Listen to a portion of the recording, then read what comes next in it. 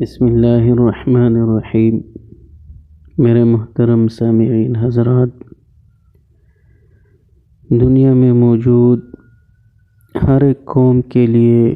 ضرور بے ضرور کوئی ایسا دن ہوتا ہے جس میں وہ اپنا کوئی خاص مذہبی تہوار مناتے ہیں، یا جسے وہ اپنی خوشی کی علامت سمجھ کر مسرت کا اظہار کرتے ہیں۔ اسلام سے قبل بھی یہی دستور تھا۔ لوگ نیروز اور مہرجان کے نام سے مخصوص ایام میں اپنی خوشی کا اظہار کرتے تھے اور کھیل کود میں اپنا جی بہلاتے تھے۔ جب آپ علیہ السلام مدینہ منورہ تشریف لے گئے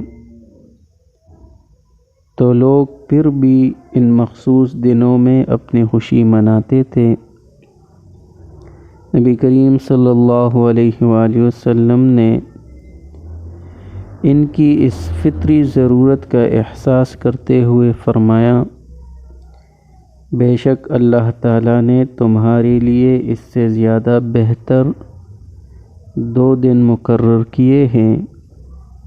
ایک عید الاضحیٰ اور دوسرا دن عید الفطر کا ہے۔ حضرت شاہ ولی اللہ رحمہ اللہ فرماتے ہیں کہ مسلمانوں کی مسرت کا دن ایام جاہلیت کی طرح محض لہو و لعب نہیں بن سکتا، بلکہ ملت ابراہیمی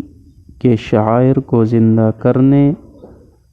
اور اعلاء کلمت اللہ و اطاعت کے جذبے کو پروان چڑھانے کے لیے مسلمانوں کے ایام خوشی میں 2 گانا نماز عید رکھی گئی،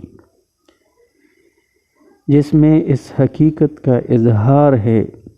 کہ مومن کی خوشی کی انتہا یہی ہے کہ اس کی پیشانی اپنے خالق و مالک کے سامنے سجدہ ریز ہو جائے، اور وہ صدقہ فطر اور قربانی جیسے احکام کے ذریعے اپنے مسلمان بھائیوں سے اپنی محبت اور ہمدردی کا اظہار کرے۔